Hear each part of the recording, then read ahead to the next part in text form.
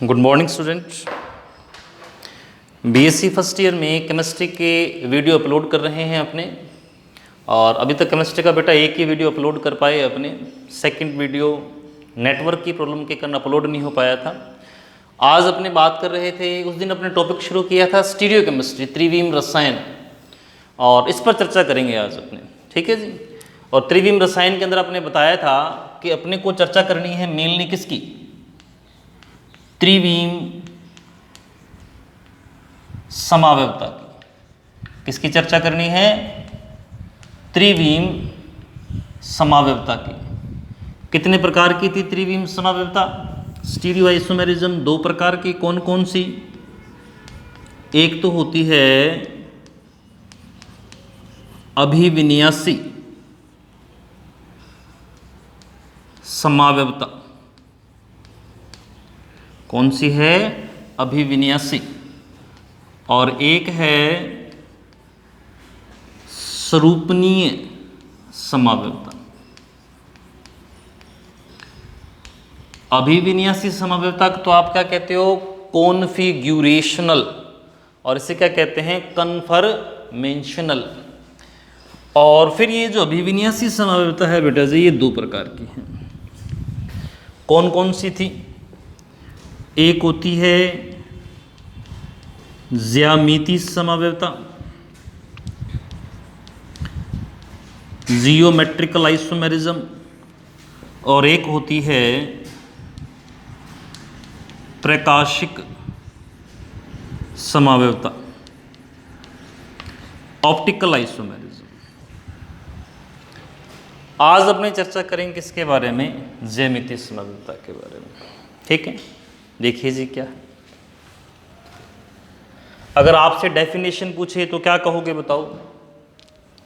कि त्रिविम समावयवता किसे कहते हैं? कि जब अणुसूत्र समान हो लेकिन त्रिविम में विन्यास भिन्न भिन्न हो, तब वह आपस में क्या कहलाएंगे? त्रिविम समावयवी। और घटना क्या कहलाएगी?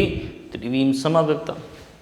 अभिविन्यासी समावयवता जब अणुसूत्र समान हो लेकिन अभिविन्यास भिन्न भिन्न हो, तब वह आपस में क्या कहलाएंगे? अभिविन्यासी समावयवी। इन दोनों में अंतर क्या है? मेनली स्वरूपन में, अभिविन्यासी में।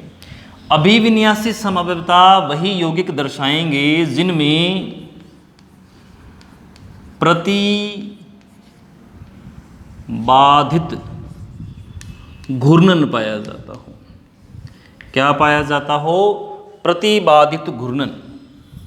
और स्वरूपन समावयवता कौन से दर्शाएंगे? जिनमें मुक्त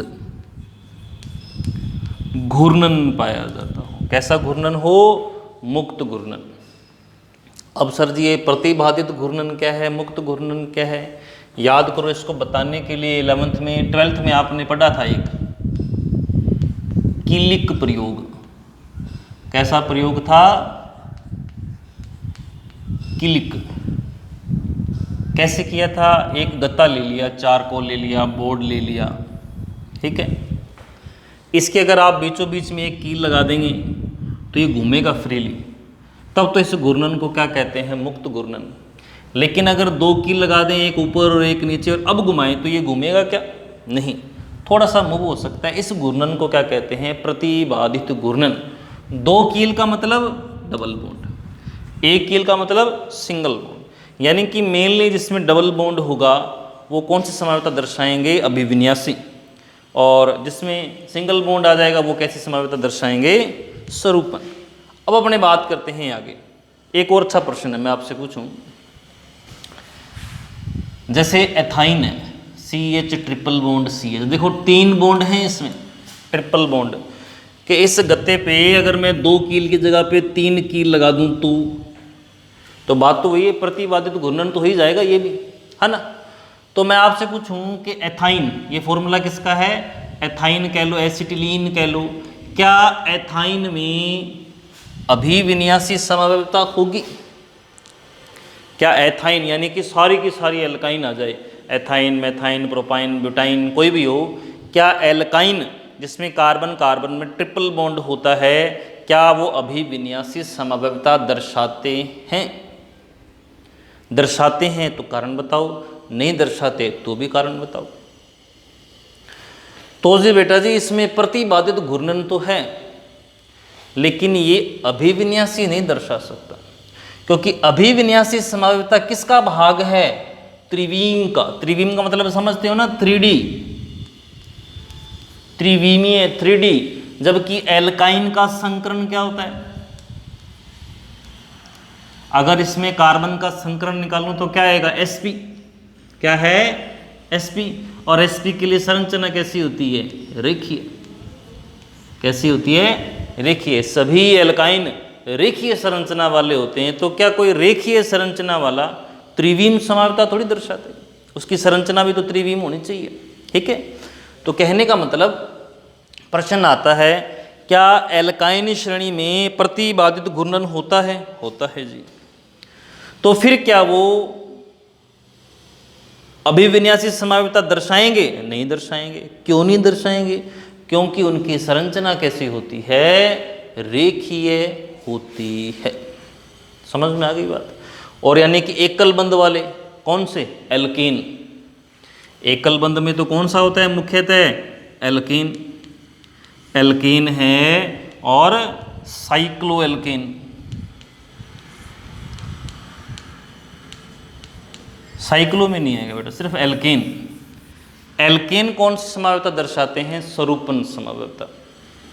दूसरी विशेष बात कि सरूपन समावयवियों की संख्या अनंत होती है, काउंट नहीं कर सकते।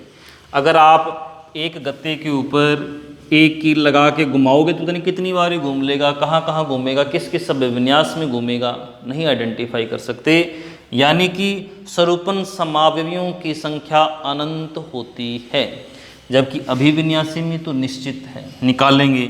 ज्यामिति के अलग होते हैं, प्रकाशिक के अलग हैं, सूत्र हैं उनके निकालने के, वो पता कर सकते हैं अपने। होगी बात क्लियर? ठीक है जी। तो आज के वीडियो का आपके लिए यहाँ पे प्रश्न है क्या? प्रश्न है कि एल्काइन जो है वो त्रिविम समावयवता नहीं दर्शाता, क्यों? एल्काइन त्रिविम समावयवता नहीं दर्शाता है, क्यों? आंसर क्या आएगा? रेखीय संरचना। ठीक है, अब ज्यामितीय समावयवता क्यों बेटा 12th के हिसाब से बात नहीं करेंगे, इसको डीप लेके जाएंगे। ठीक है, उसके बारे में चर्चा आपसे अगले वीडियो में करेंगे। धन्यवाद।